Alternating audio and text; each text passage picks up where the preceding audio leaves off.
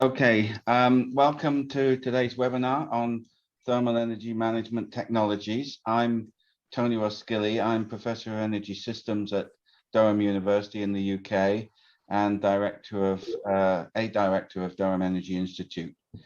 This webinar is part of a series of events and activities as part of a UKRI Innovate UK funded project, UK-India Foundation Industries Sustainable Thermal Energy Management Collaboration. This is led by myself, and we're working closely with colleagues in India from Amrita University and the UK-India Business Council, UK-IBC. This is a partnership that's been formed to support the foundation industries in India and the UK to help them to decarbonize using the latest thermal energy innovation. Foundation industries, as such as metals, cement, paper, glass, ceramic, and bulk chemicals, are pivotal to both the UK and Indian economies and are energy intensive, releasing enormous amounts of waste heat and harmful emissions into the environment. So it's therefore imperative that the foundation industries decarbonize and use materials and energy more efficiently and effectively, and reduce their contribution to greenhouse gas emissions if they are going to sustainably grow and flourish in the future. Well, the materials, production processes, and technologies used by the foundation industries vary from one to another. They share common challenges in using thermal energy efficiently and effectively to transform the energy use. The exploitation of low-grade waste heat at various temperatures can drastically reduce energy demand and improve energy efficiency.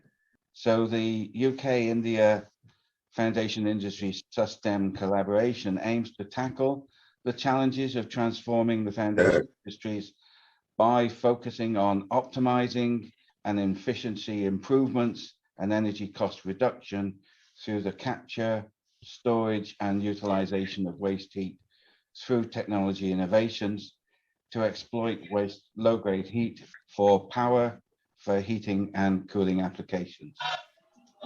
So our first webinar today will provide an overview of thermal energy management technologies relevant to this goal. So our first speaker is Dr. Udaya Reddy from Amrita University. He is currently a professor within the Department for Chemical Engineering and Materials Science.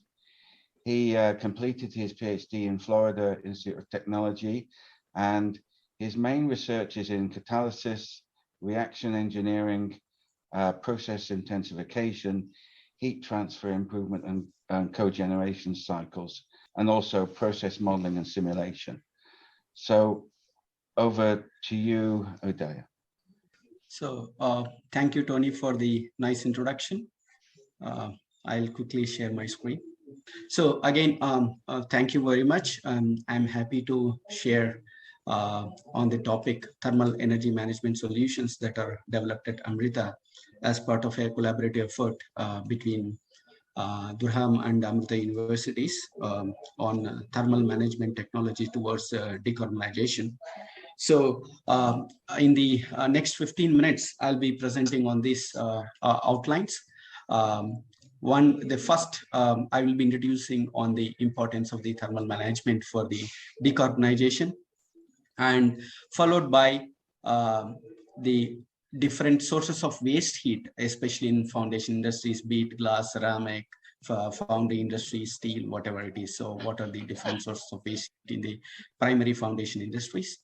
And then, what is the importance of the different thermodynamic cycles for heat recovery for thermal management, followed by the different ways to improve the resource utilization efficiency. And then I'll be presenting on the specific thermodynamic cycle that is developed at Amrita for waste heat recovery, followed by the summary of the talk. So, presenting on the importance of the thermal energy management towards the decarbonization, roughly 90% of the world's energy use involves some kind of heating, cooling, or food production. And coming to the industrial part alone, roughly 15% of the greenhouse gas emissions are from the industries that operate between process temperatures ranging from 100 to 1000 degrees centigrade. So this 15% greenhouse gas emissions is a lot. So we would like to get over and to try to reduce this greenhouse gas emissions. The two different methods of decarbonization is going completely renewable, use completely renewable energy such as wind and solar, or whatever the waste heat that is available in the industry. So use a waste heat recovery systems that is available in the foundation industries, and how do we utilize for different processes in the same industry. And if you, from the statistics, approximately 22 to 50% of energy is released to the atmosphere as a waste. And it has been hypothesized that approximately 18 to 30% of the waste heat could be utilized in the same process, in the same process industries for a different purpose, be it as a heating, cooling, or power production. And this is decarbonization effort is a low-hanging fruit towards the India's commitment for decarbonization. The two goals that are set by Indian government are by 2030. It is planned to cut down the CO2 emissions by 1 billion tons, and the whole country will be net zero by 2070. So this is the importance in the Indian scenario. So next, we were talking about waste heat. We would like to talk about the different waste heat sources that are available in the foundation industries. The first industry is the much energy intensive industry, which is the cement industry. So cement industry uses basically a limestone as a raw material, which is heated to a process temperature of close to 1600 degrees centigrade, along with other raw materials such as iron oxide and aluminum. So the to produce clinker and then followed by cement. The two main sources of waste heat is the first source is the preheater. So in the form of preheater exhaust gases, the amount of the preheater exhaust gases is close to 0.3 kilogram of exhaust gases per kilogram of clinker that is being produced, which is available at a temperature of 300 to 400 degrees centigrade. That is the first thing. And second thing is the clinker that is coming out of the rotary kiln is very hot, so it has to be cooled. So the air from the clinker cooler is 2 kilograms per kilogram of clinker, which is available at a temperature between 220 to 340 degrees centigrade. So that is the first industry. The second foundation industry that I would like to touch upon is the fertilizer industry. So fertilizer industry, the primary chemical that will be produced in any fertilizer is ammonia. This is the simple schematic of the ammonia production plant from natural gas as a raw material. So natural gas will undergo steam reformation. So a boiler is definitely required for the steam production so that ammonia is produced. And here in the ammonia production plant, there are two heat sources where we can recover the heat from. So first is the flue gas that is coming from the boiler in the form of exhaust gases again. So that is amounting to roughly 2.6 tons per ton of ammonia that is being produced, which is available at a temperature of 110 to 175 degrees centigrade. And the second heat source that we might have in the fertilizer industry is the waste heat that is from the steam reformation unit, even after waste heat recovery. So they amount to 1 ton per ton of ammonia that is being produced, which is available at a temperature between 80 to 90 degrees centigrade. So the third industry is which we are closely involved is a foundry industry. So we have raw material, we have, especially in foundries, there is a lot of melting of metals and other things. So we have raw material, so in the form of metal, sand that will be used for molding, binders to bring up the molds and other things, and some chemicals for improving the bondage between the sand that is used for molding applications. So first, the metals will go to melting process, which will happen in a furnace, and the other raw materials will go for molding preparation and core production, and both of them will go to a casting process. And then after casting, so the mold will be cooled, and then the mold will be going for breaking and finishing processes. Now in this, we have four different types of waste heat that can be coming up.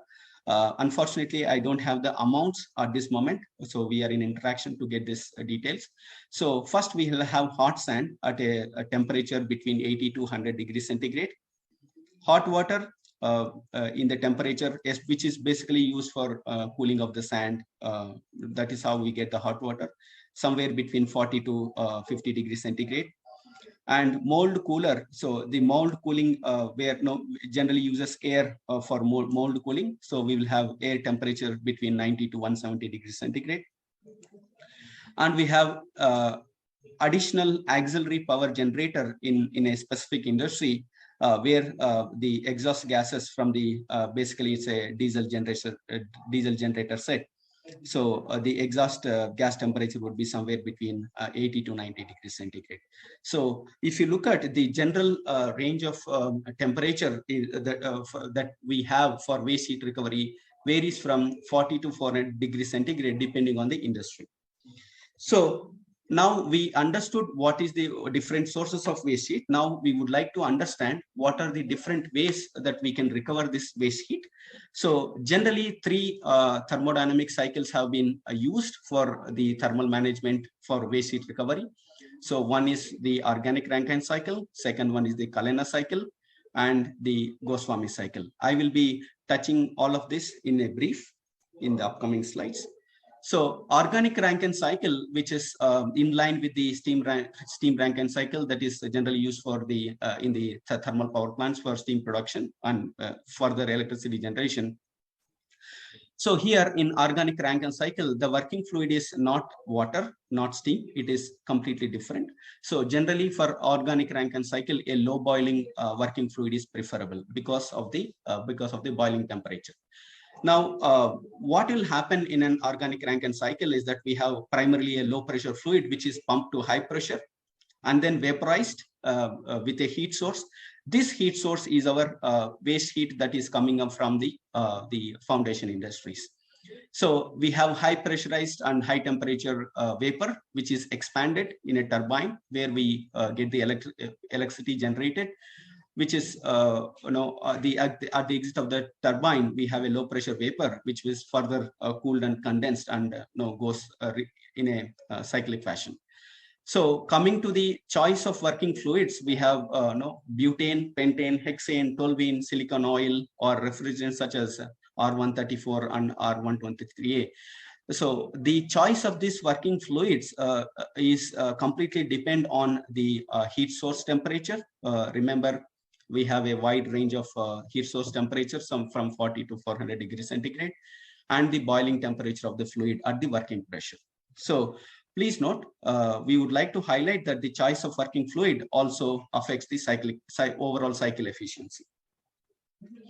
So next one is the Kalina cycle. So the big difference between an organic Rankine cycle and Kalina cycle is that the Kalina cycle uses a binary mixture as a working fluid, such as it's a mixture. It's not a pure component. It's a mixture ammonia water. So the advantage of using this ammonia water is that we can control the boiling temperature just by adjusting their compositions. So what we have is basically we have a low ammonia fraction will be very low at the entrance of the pump, which will be pressurized, and then vapor will be generated. We will have ammonia rich vapor that will be generated in this vapor generator. simultaneously, whenever we are enriching any stream, please note there will be a simultaneous liquid that will be coming out, so which will be used for the heat exchanger applications. Further, this ammonia-rich vapor will be further superheated with a heat source, and this heat source is our waste heat recovery, waste heat that is available in the foundation industries. This superheated vapor is further expanded in a turbine. Please note at the exit of the turbine will have a saturated vapor ammonia liquid. So which can also be which is generally at a lower temperature than the room temperature. So where we can get the cooling output as well. And from the turbine, we will get an electrical output. So Kalina cycle is primarily designed for not a single output as opposed to the organic Rankine cycle, where we'll get only electricity. Whereas Kalina cycle, we will be getting both electrical output and cooling output as well. So, the very important point in a Kalina cycle is that the control of this ammonia fraction in the vapor that is entering the turbine. So that's what an improved form of this Kalina cycle is, the Goswami cycle. So with a single stage of the vapor generator, it is impossible to control the ammonia fraction in the vapor that is entering the turbine. So therefore, an additional distillation section or a rectification section has been added in the Goswami cycle. So all others are intact. The other important thing is which is also common to both Kalina cycle and Goswami cycle is that the vapor, the ammonia vapor that is coming from the turbine is at low temperature.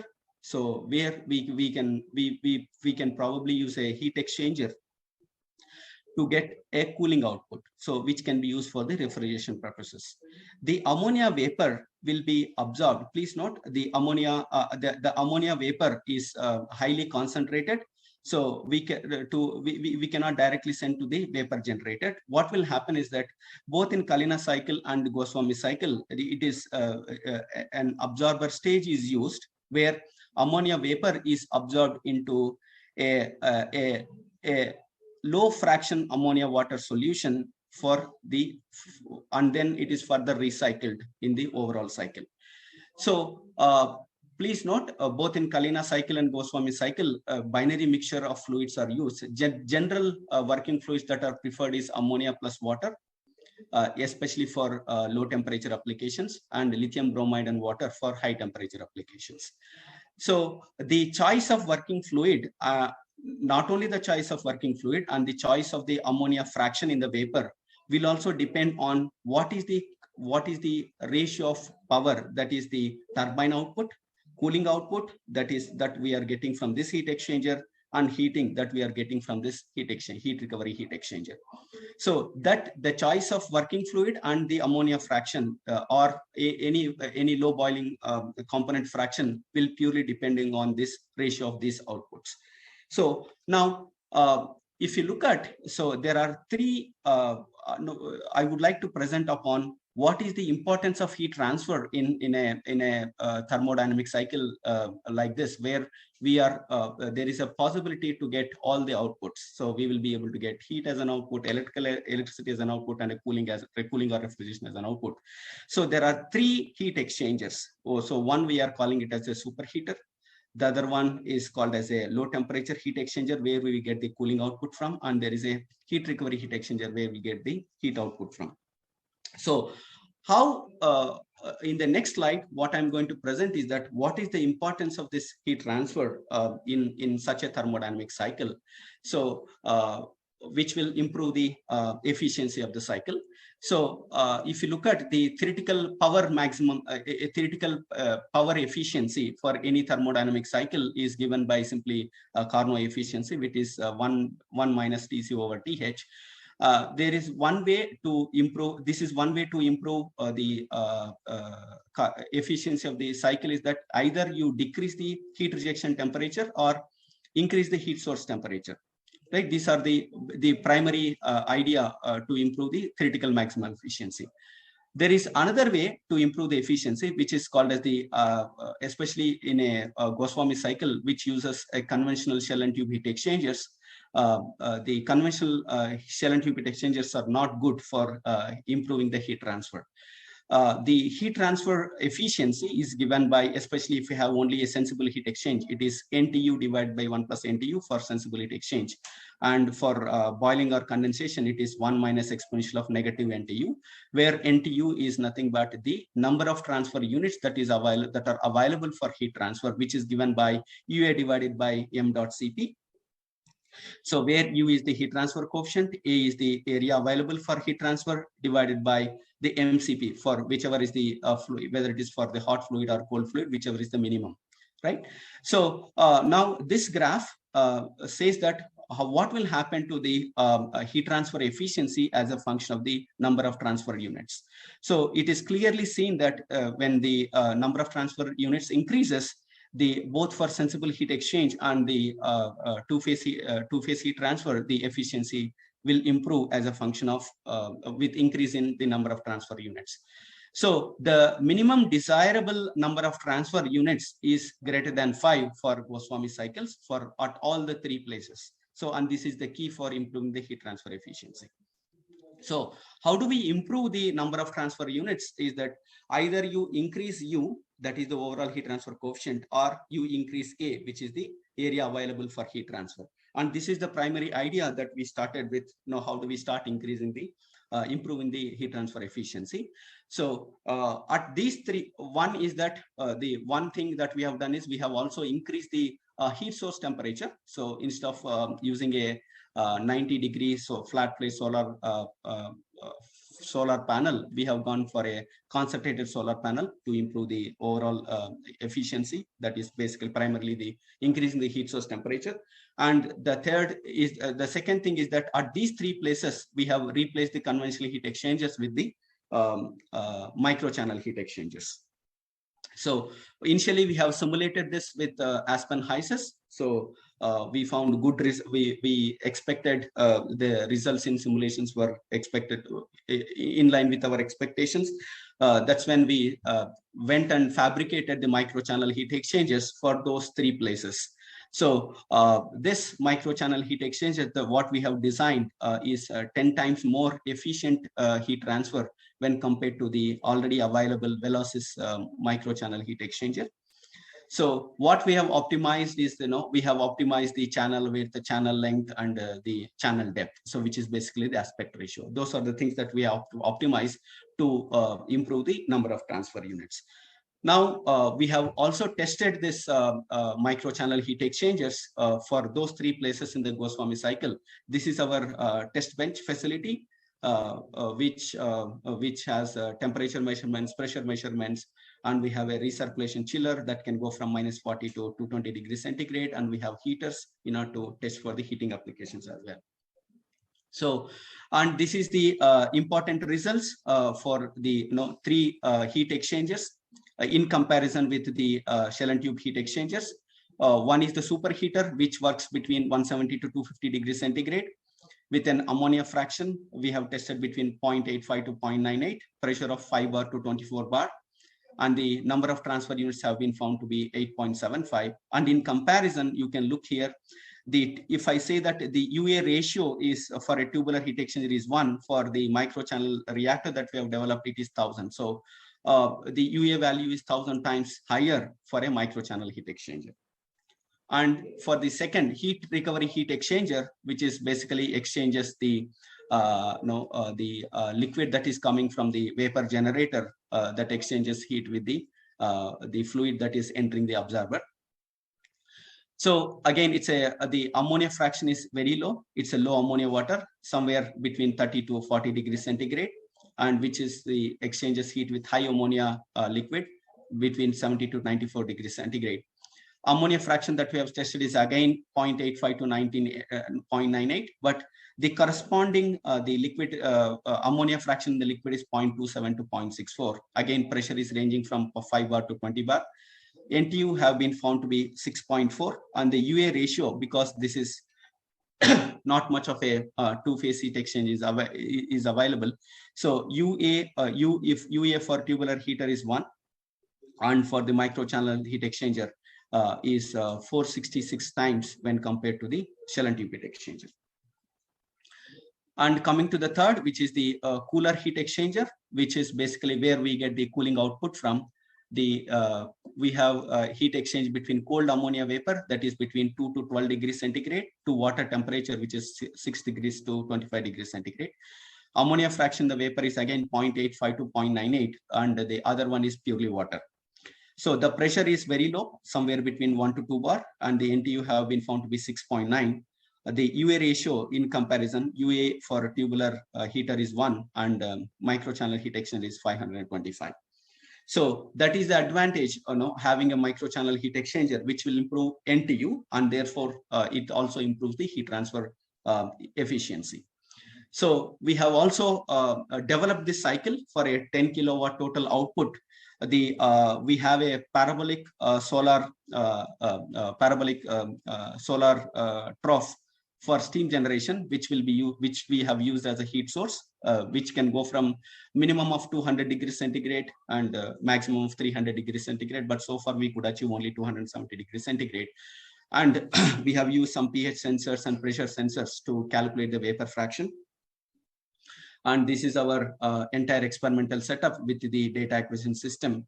And this is our patented Goswami cycle with microchannel heat exchangers. And this is our test results. So we have tested this is the range of operating variables. Pump outlet pressures were varied from 19 to 24 bar. Vapor fraction has been varied, especially at the turbine inlet, has been varied from 0.91 to 0.96, though we have tested from 0.85. Vapor temperature has been vapor pressure, not vapor temperature, I'm sorry. Vapor pressure at the exit of the turbine, entering the turbine is between 18 to 23. Observer pressure is between 1.3 to 2 bar. So these are our energy outputs. So power output was varying from 3.8 kilowatt to 5.6 kilowatt. Cooling output, this is in terms of temperature, 6 degrees to 12 degrees, but in terms of kilowatt, that was ranging from 1 kilowatt to 1.8 kilowatts. And heating output is between 90 degrees centigrade to 150 degrees centigrade, so which is corresponding to 2 kilowatt to 4 kilowatt. And if I put in terms of the overall resource utilization efficiency, that is between 78 to 88% in the range of the variables that we have tested. And the highest value that was already reported in the literature is only 62%. So just by improving the heat transfer efficiency as well as jacking up the heat source temperature, we could increase the resource utilization efficiency by at least 26%, 16 to 26%. So that's the result. And I would like to summarize my talk. We have talked about the importance of thermal energy management in the Indian scenario. And I have also discussed about different sources of waste heat in the different foundation industries that generally ranges from 40 to 400 degrees centigrade. We have talked about different thermodynamic cycles that will be used for waste heat recovery. And what are the ways to improve the efficiency, especially in cogeneration cycle or trigeneration cycle, especially the Goswami cycle. And what is the importance of heat transfer in improving the overall cycle efficiency. So with this, I'll conclude my talk. And I again thanks Durham and Amrita for their collaborative effort towards decarbonization through thermal management. Thank you. Thank you very much, Udaya. That's a very interesting presentation. So now on to our next speaker, Dr. Huashan Bao. She is assistant professor at Durham University and a fellow of Durham Energy Institute. She received her PhD from the Institute of Refrigeration and Cryogenics in Shanghai Jiaotong University. She has worked in the UK within my research team for quite a long time now. Her main interests is in thermochemical technologies for heating, cooling, and energy storage, and also power generation. She has also worked in the area of solar PV and PVT collectors, thermal energy storage, industrial waste heat recovery, and multi-vector energy systems and networks. So over to you, Huashan. Thank you, Tony. Hello, everyone. I'm Huashan Bao, Assistant Professor in Department of Engineering. In Durham University, our research group led by Tony is doing a lot of research in energy area. One of our biggest research interests is sorption technology, which can effectively utilize low-grade heat for low carbon heating, cooling, energy storage, dehumidification and drying, and even power generation. So I'm going to briefly talk about our current research efforts on sorption technology. So our sorption study include solid gas adsorption and liquid gas absorption. For solid gas adsorption, we study chemisorption between metal halides such as calcium chloride, manganese chloride, strontium chloride, and ammonia. This chemisorption cycle can be used for heat pump, thermal energy storage. We also propose and develop a disruptive cycle for electricity storage and power generation. We also study water-based adsorption using hygroscopic salts like calcium chloride, strontium bromide, magnesium chloride, etc., or using porous adsorbent based on physical adsorption process, typically like zeolite, silica gel, activated carbon, activated alumina, MOF, and so on. We're now research and developing composite material for water adsorption for significantly improved adsorption capacity. The composite is a mixture of porous adsorbent and metal salts. The porous adsorbent is used as the host matrix, and the metal salts are filled in the pores of the host matrix. For liquid gas absorption, we focus on using a closed cycle of lithium bromide water absorption for heat transformer to upgrade the temperature of waste heat, and using an open liquid desiccant system for dehumidification and heat transportation. The basic thermochemical sorption cycle for heating, cooling, and energy storage. As can be seen here, a complete cycle is made up two phases, desorption phase or energy charging process for energy storage, and adsorption phase or energy discharging process for energy storage. So in the desorption phase, the reactor is supplied with low-grade heat, so it dissolves gas, and the gas condenses in the condenser. In the absorption phase, the liquid vaporizes and is absorbed by the adsorbent in the reactor, which release adsorption heat. If we cool down the adsorption process in a reactor and to the ambient temperature, then the evaporation here can be at very low temperature, which produce cold. If we apply the waste heat to the evaporation in the evaporator, then the absorption process release a large amount of heat at a useful temperature level, which achieve heat upgrading to produce useful heat output. Because of the nature of intermittency, thermochemical process can be used for energy storage. After the desorption finish, disconnect these two vessels, then the energy input for the desorption process is stored inside the system in form of chemical potential. Later on, when these two vessels are connected again, the stored energy can be released in the form of heat or cold, depending on the need. We propose and develop a disruptive system that has compressor expander in between two reactors, and two reactors contain different salts, adsorbent salts.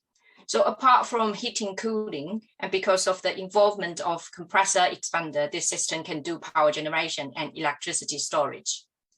So such cycle can store heat at a relatively high temperature, for example, higher than 100 degrees with potential of power output, or store ultra low grade heat lower than 90 degrees with assistance of a compressor It can discharge heat at high temperature as heat transformer, or discharge cold as like air conditioning or the refrigerator, or discharge electricity. And we have been granted international patents on this concept. So this system works like this.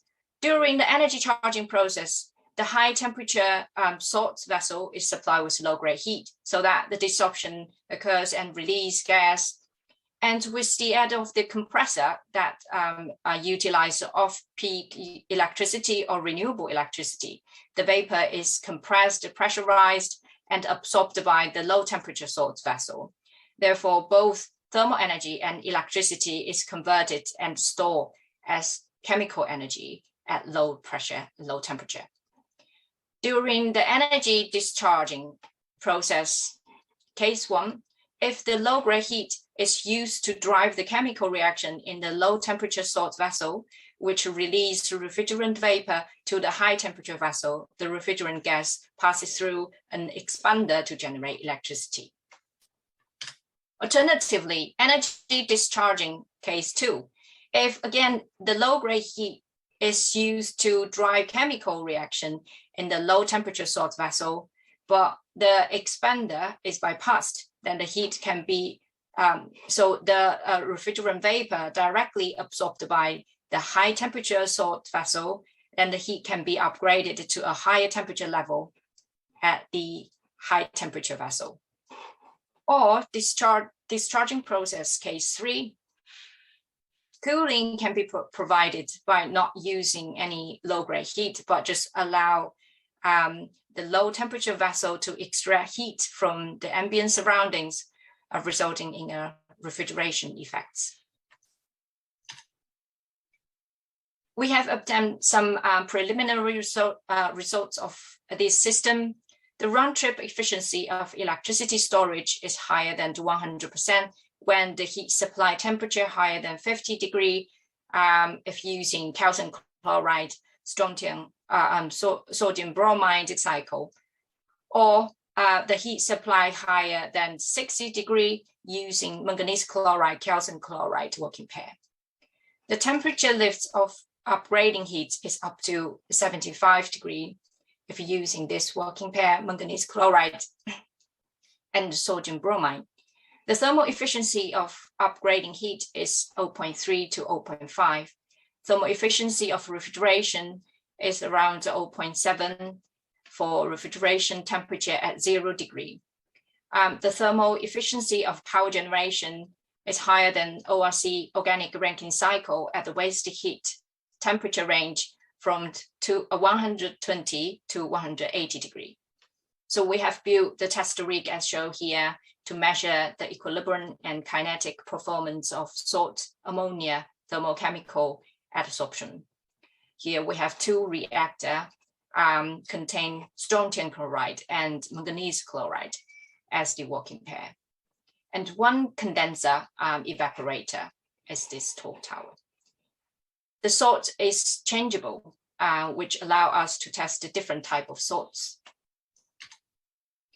From 2019, we worked together with a company aiming to commercialize this system. The prototype shown here is near a commercial prototype, which can be used to generate heating, cooling, and electricity with input of low-grade heat or off-peak electricity, renewable electricity. We have finished the design for the whole system as well as the system controlling. Unfortunately, because COVID and the manufacturing is heavily delayed, hopefully we can have this prototype ready and test it this year. From April 2021, we launched a new EPSRC project aiming to demonstrate the seasonal solar energy storage system using ammonia adsorption and cycle with the help of the compressor. You can see from the right-hand side of the diagram that in summertime, the low-grade solar heat collected by the commonly used flat plate solar collector that used to drive the chemisorption cycle. A compressor is used to boost the pressure of dissolved ammonia in order to allow the ammonia gas condense at the ambient temperature. In the wintertime, the stored heat is being released as the absorption heat. So the benefit of such cycle is that we can use low-grade, low-temperature solar heat, for example, at 50 degree or 70 degree with very little input of electricity to generate heating, cooling. Otherwise, without using compressor, the solar heat required for driving the thermochemical cycle would be higher than 100 degree, which lead to low efficiency of the solar collector, and we couldn't have such high temperature solar heat in most of the time in UK using the flat plate collector. We have also calculated the carbon emission of such system and compare it with gas boiler and vapor compression heat pump. The CO2 emission of our system is only like 7 to 15% of gas boiler and heat pump. We're also working on water-based absorption, mainly for thermal energy storage. We have set up a tester rig as shown here to test the performance of various adsorbents, especially some salts in porous structure composite material, like material shown here. The host matrix for the composite zeolite silica gel, activated alumina, activated carbon morph, and the metal salts we're using like strontium bromide, calcium chloride is very popular, and magnesium chloride is also popular for water sorption system. We're involving a new EPRC project trying to explore the usage of underground mine water heat for low carbon heating. We will do research on solar-driven water sorption and mine water dual heat storage. So a closed cycle of water absorption will be driven by solar heat. The condensation heat of solar vapor is released to mine water, so taking the advantage of the mine water being cooler than ambient air in summer. So the heat is stored in water adsorbent and mine water. In the heating season, mine water is used to evaporate liquid vapor in the water sorption system. Then the absorption process release useful heat for space heating.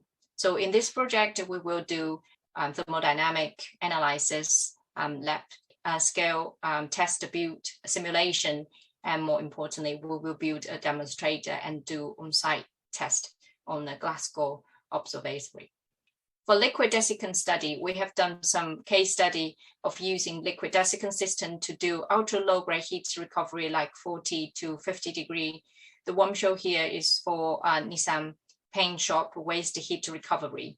The designed air supply unit and air handling unit integrated with the liquid desiccant system can recover waste heat from the coolant water of the compressed air unit and effectively adjusted the humidity of the paint shop. The payback time of such system is around 5 years, but has great potential to be reduced to around 2 years.